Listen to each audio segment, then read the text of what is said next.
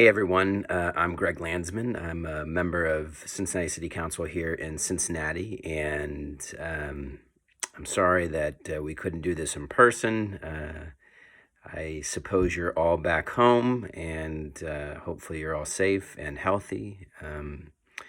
It's a incredibly strange time, and you know, I hope I can be.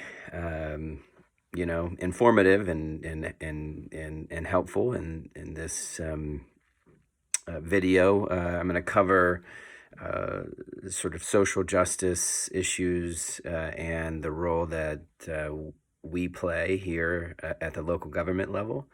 But just as background, I was elected to city council a couple years ago for the first time to serve a 4-year term. So in 2017, I'm up again for reelection in 2021.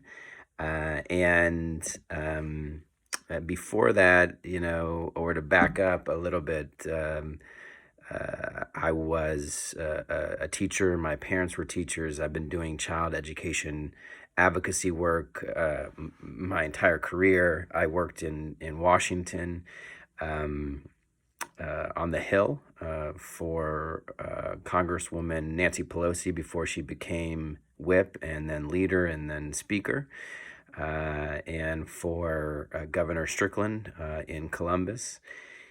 So I have experience at the federal level and the state level and now the local level, most of which has been focused on children and issues of poverty, and how we help those who are most marginalized, and for their sake and for ours. I'm a big believer in the fact that when everyone gets to participate, you have a stronger economy. Everyone does better. And when you leave people out and underinvest in certain communities and people, it costs a lot of money and it slows things down. It slows the economy down. So to me, these are issues of social justice and racial justice and economic justice, but they're also about how you build a better community and a better city and a better state, country, and a stronger economy. So let me just explain the problem that I think exists as it relates to social and economic justice, what I think the solutions are. I'll try to do that quickly. Uh, the role that local government plays, I sort of think of it as being a temporary and very limited hero, but that we can save the day sometimes, and what local advocacy looks like, the opportunities, the challenges, and then my approach, for what it's worth, that I think has helped to get a lot of big things done. I should say, before I was elected, the year before I was elected, I helped pass a major ballot measure in Cincinnati to provide 2 years of high quality preschool for 3 and 4 year olds in Cincinnati. It was called the Preschool Promise, is called the Preschool Promise. It's now up and running. It's served nearly 5,000 children. And we've seen the highest school readiness rates in the history of our school district. So it's been transformative in that sense. The focus is on those kids whose families wouldn't otherwise be able to afford quality preschool. So it's been, a big justice issue, in the sense that you had in Cincinnati maybe 25% of the children whose parents could afford quality preschool, or who were getting it because of some government subsidy, and then 75% of children that weren't. And we changed that. We provided $15 million a year just to help families pay for high quality preschool, every single family, and it's obviously targeted to those families who would otherwise struggle to pay or afford high quality preschool. So that was in 2016, and then on council, my focus has been, on children and families, what it would take to make Cincinnati an infinitely better place for children and families. And I've focused mostly on housing and preventing evictions, keeping children in their homes, comprehensive eviction prevention work, expanding affordable housing efforts, and then working on a major transit levy that will fund a complete upgrade to our public bus system and our roads and bridges, all both of which, the housing and the transit, in addition to preschool, all make a difference in terms of whether or not this is a place where families, children can find and be able to keep good quality housing, which is huge. Whether they have a parent who can access good paying jobs because we've invested in our public transit system, whether or not they can afford quality childcare and preschool. So all of these things play into whether or not kids are going to have the opportunities they need to be successful in school and when they graduate. And the more kids that are successful in school and graduate, the higher our graduation rates, and it's the more people who are actively entering in the economy and doing well. And that just leads to more growth. And it's also less expensive because we're not paying for all kinds of things associated with kids who don't do well, and who get in trouble and everything that comes along with, that other path. So the problem, from my standpoint, and I'll try to do this quickly, is that there exists in our society big social and economic injustices. The big one, in my opinion, is a wage disparity issue. You have this growing wealth gap in the United States where, as you've heard 100 million times, that the rich keep getting richer and the poor keep getting poorer. It is true that we've never in the history of the United States seen the kind of concentrated wealth that we have now, not even at the turn of the century, the last turn of the century, when you had the Rockefellers and the Morgans and the Carnegies, and the enormous wealth that they accumulated is nothing compared to what the super wealthy are able to accumulate today, and what their tax rate is versus what it could be. And they would still be billionaires and millionaires, but it would allow us to provide opportunities for folks across the board and across the country in a way that will lead to more growth, a bigger, more diverse, growing middle class, as opposed to what we're seeing now, which is, with wage stagnation comes, very limited growth, because people can't, even before this virus, people were very limited in what they were able to buy, because their wages, something like 80% of workers have not seen an increase in their wages since 2009. So they're not buying more. They're not going and doing more. In fact, they're barely hanging on, and that creates the condition for a very vulnerable economy that will ultimately, I think, crash, which we're seeing now. And it is clearly the result of everything being shut down because of the coronavirus. But we are about as vulnerable as an economy can be. If it helps, I have a degree in economics, political science, and a master's in theological studies. Each play a role in the way I think, but the economics training is perhaps one of the most important in this regard. That it does make more economic sense to give everyone opportunities and to let them go make things and create things and participate fully in an economy. It's There's no growth associated with somebody who's not participating, and those folks who aren't, um, usually require a great deal of support at an enormous expense to taxpayers. It's also true that it's just wrong.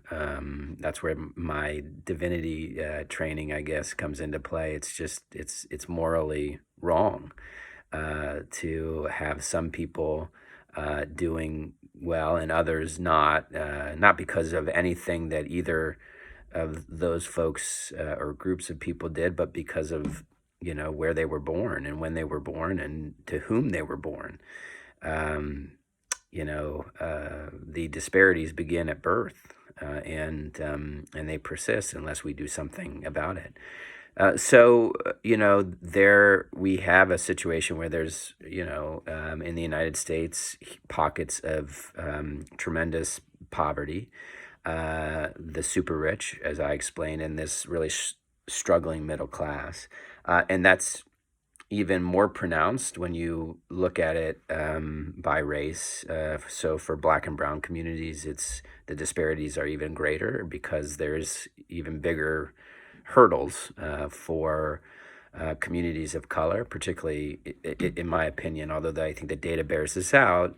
Um, uh, uh, Black communities, because of what I call the long, unforgiving legacy of slavery, that this country started with slavery and systematically destroyed uh, Black families and uh, you know uh, and kept an entire community of people from getting the education that everyone else was getting. And then, at the end of it, there was um, and still is a struggle to rebuild from such a destructive place. And that, along with enduring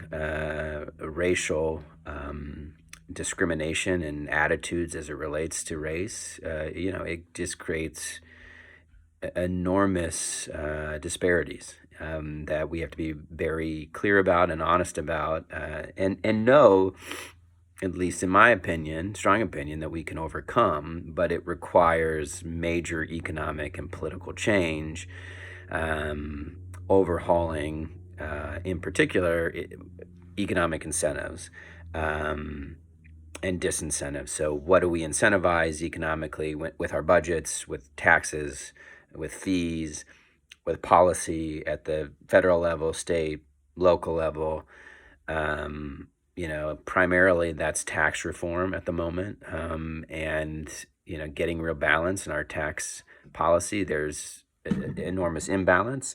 If you make a lot of money, there's a lot of loopholes and ways in which you can get out of paying um, whatever rate you're supposed to pay, and that rate is, I think, too low. And most millionaires and billionaires agree it's just too low.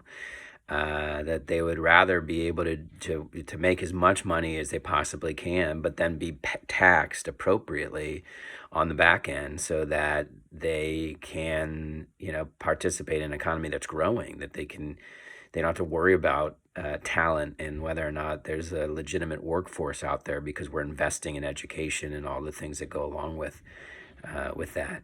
Um, and in addition to tax reform, there's the worker protection issues that you've been hearing a lot about from both sides, but primarily on the Democratic side, in terms of what workers need right now, and have for a long time. And that's something that really has to happen nationally, but states can do pieces of it, and certainly we can locally. But you'll see when I get into some examples that it becomes more difficult locally. There are ways to help, and we do as much as I think we can, but it's not as it's not as transformative as big national policy changes. At the same time, we can act more quickly and help. I think in a way that you just can't at the state and national levels. So there's differences, um, and I'll get into that. The other changes are changes to Wall Street and how we, you know, how big business works. The big one for me is Glass Steagall, and the fact that there was a moment in time where banks were really separated. Banks where you and I put our money, those were walled off from investment banks. Banks where people go and take money and make big bets, and sometimes that money just vanishes because it's lost when the bet doesn't work out. We never put that back in place after 2009. Glass-Steagall was that barrier between investment banks and commercial banks, and that's a huge problem. The other big problem in this economy is that is the antitrust issue. I mean, there are a few companies that run everything now, and that leads to lower wages and less protection for workers. And if you think about, the drugstore world is the easiest for me to wrap my head around. You used to have drugstores in every town, and you'd have somebody who owns it, and they make a decent living, and they pay their workers well, and they have health insurance, and they have a regular reliable schedule. Fast forward to today, 98% of all drugstores or that business is owned by two companies, CVS and Walgreens. So there's now a few people at the way top of those two businesses that make a ton of money, tens, if not hundreds of millions of dollars together, the senior execs of those two companies, and then workers across the country in these stores making minimum wage, not a livable wage, and the schedules aren't reliable. So, if they lose some hours, that's rent. And all of a sudden, even though they're working, they now can't pay rent and they are facing an eviction. So I think that's a big policy change. We're going to have to break all this stuff up, and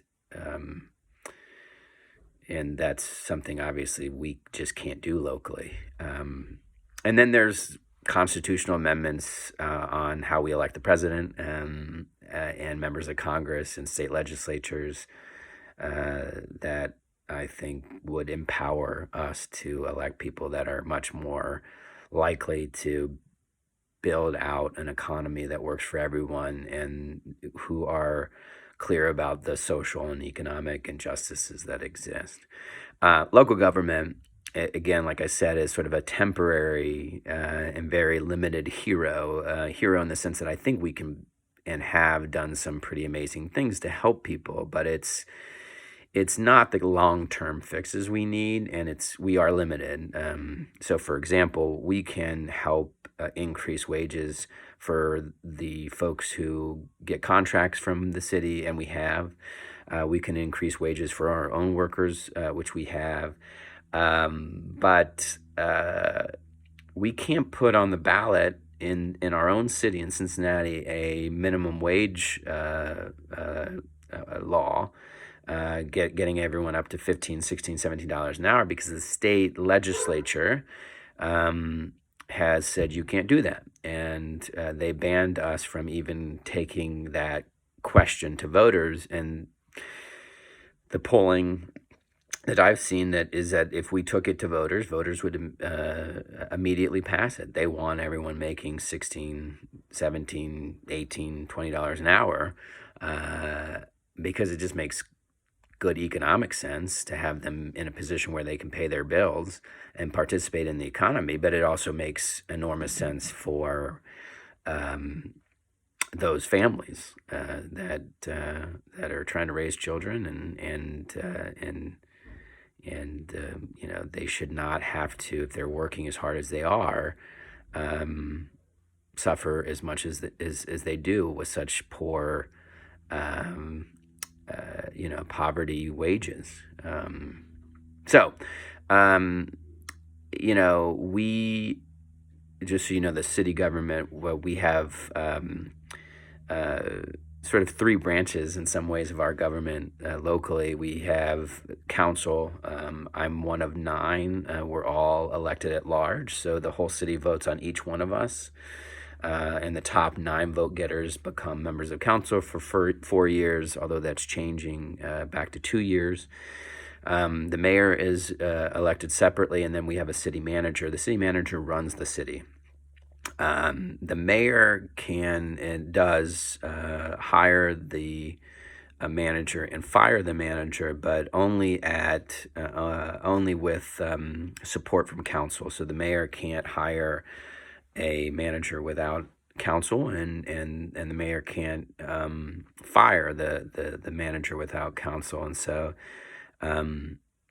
if you want to read about a really scary time in 2018, just a couple years ago, the mayor tried to fire the manager without us, and it turned very ugly very quickly, and it ended, but not before some really awful things happened. So it's an interesting story. You can Google it, and happy to come back and talk about that particular crisis. But council has to approve all spending, and whether we get grants or we're passing budgets, and then all policy we have to pass. The mayor does appointments to commissions and boards, but the power really lies with the manager and with council, with the exception of the fact that the mayor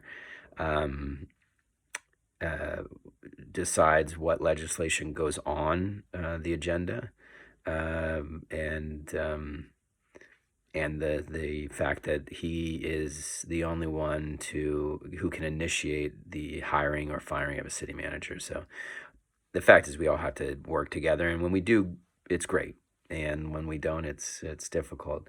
Almost all of the budget goes to police, fire, and public services, garbage collection, paving roads, snow removal. So we don't have a lot of discretionary income. We have the ability to take things to the ballot. So we're putting on the ballot this year this transit levy. But as I said, we can't increase the minimum wage. We passed this preschool promise in 2016. There are other things we can do around housing that we'll have to, potentially take to voters. But we can incentivize things. We are seeing, or we had been seeing, real growth in terms of the number of new developments, commercial developments, and residential, people wanting to build in the city of Cincinnati. And oftentimes they come to the city and they ask for help. The help we give them is an incentive, whether it's land or it's a tax abatement or it's cash. We are able to leverage those incentives to do some of this social justice, economic justice work that I think is so important. Last year, I started a process to overhaul our development work to pursue what I'm calling balanced development, where we invest and continue to attract investment, but we also we do it in a way that incentivizes local jobs, good paying jobs, career training, so that people can continue to move up in their careers. affordable housing, anti-displacement efforts. And so all of that will get passed this year when things go back to normal. And as I mentioned, we passed a comprehensive set of eviction prevention measures that will make it, hopefully much, much less likely that children and families are evicted unnecessarily, which is the vast majority of evictions. So in terms of local advocacy, the opportunities and challenges, I mean, approaching City Hall is easier than approaching the state legislature and certainly Congress or the president. I mean, you can, I mean, up until this virus, you could come into City Hall and knock on doors and get appointments, and you can email us, members of council, the mayor, the manager. I respond to every email personally. I like interacting with people who reach out and say that they need help with, a street light or trash or people that are looking for housing. I mean, oftentimes people who are struggling with an issue, they turn to their local elected officials. And for those of us who like that work, we use the sort of power and influence we have to get them the help they need. I love doing that. And so I personally respond to every email, and then I connect them to the people who are in a position to help, and then our office tracks the progress to make sure they got the help they needed. So in that sense, we can be, very helpful. Obviously, we have a $1.6 billion budget, so we spend a lot of money. There are rules that we're able to change, adjust, resolutions. Sometimes we just speak out on an issue. And individuals and groups come to us as it relates to injustices, whether it's housing related or it's job related, employment related, or how we spend our money, who gets what, and the disparities and the injustices in that. And I find it to be incredibly helpful. I don't take any of it personally. I like when people come up and say, "Hey, there's a problem here." I like that a lot, actually. I find it to be incredibly useful because I want to work on those things, and it's hard to work on them if you don't know they exist. And so sometimes you find out on your own. Sometimes people have to come tell you. But everyone responds differently. Some people like data and just constant sort of outreach, or at least that works for them. Sometimes it's just political. People just sort of feel like, oh, well, it's getting attention, and this donor, is calling me, and this group of voters is making a big deal out of something, and so I'm going to pay attention to it.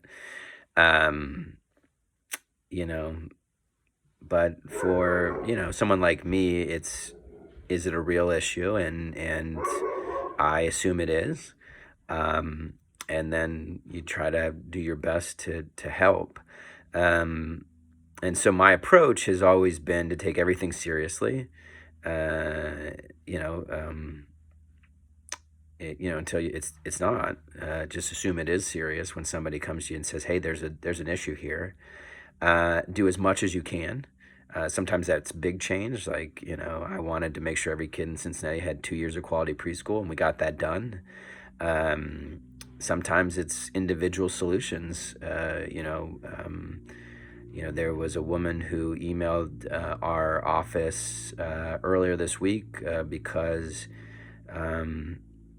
the dental services at the health department had been curbed, reduced for COVID-19 related issues, and she had a very painful dental issue, and she wasn't going to get help. And that's an injustice because this is somebody who doesn't have dental insurance.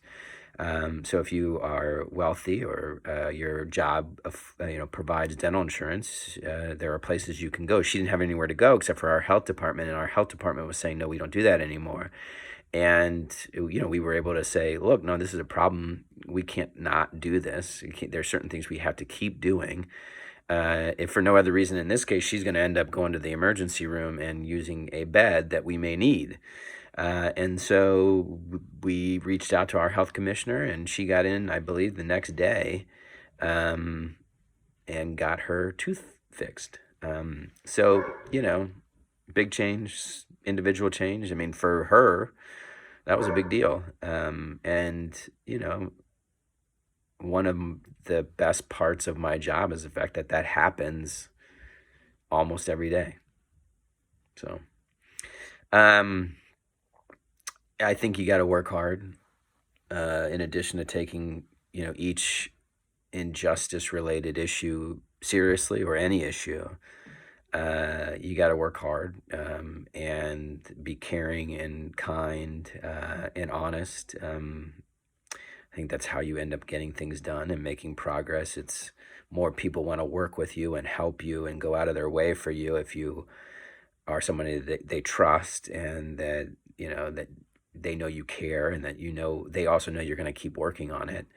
um and and then finally, I think it's important from a, especially as we talk about social and economic justice, to look at every problem and challenge thing that you're working on, and solve for those who are in the most need, who are the most vulnerable. um and But do it in a way that includes those with power, so that it works for the people who are struggling, and it's going to work out, because those with power are going to be willing to do it and not fight it. That's where a lot of think the advocacy around justice falls apart, is that a lot of people who are really passionate want to do it in a way that excludes or demonizes those with power, those with money. And it may work to really get people excited, but ultimately, and if you want to get change, um, you do need to have people at the table, everyone, those without power, those with power, those who are struggling, those who aren't. That's the only way you're going to get significant change done, change that's sustainable, that isn't going to be messed with, fought against, reversed. And I think that if you're committed to that, that makes you more committed to the issues, even though some people think, well, that's pretty moderate or pragmatic, or, middle of the road to, you know, not go after these people, or, even have them at the table. I think it's the only way you get something done. And if you're screaming and yelling, but you're not getting anything done, I don't know how that makes you any more committed to social or economic justice if no one's getting help. If nothing's changing, then you're just yelling. So I've tried to be ideologically very focused on social and economic justice, and in order to get things done so that I can achieve justice for folks, I've tried to be as pragmatic and inclusive as humanly possible, so I can get things done. So, everyone's different, as I said. Some people, are more persuaded by data or by filling a room. I'm typically the kind of person that will listen to anyone, and work on anything, if I believe it will make a difference. So I hope that helps. You can always reach out to me. My email is Greg .landsman, LANDSMAN, at Cincinnati -OH.gov. And you can always call me. My cell is 513-646-0186. I give it out wherever I go, and you'd be surprised at how seldom seldomly people call, but when they do, they really need help, and I like helping. So you email or call, and happy to come back when you're back in school, although I suspect you'll be moving on to other classes. And good luck. And again, if I can ever be helpful, please reach out. All right, take care.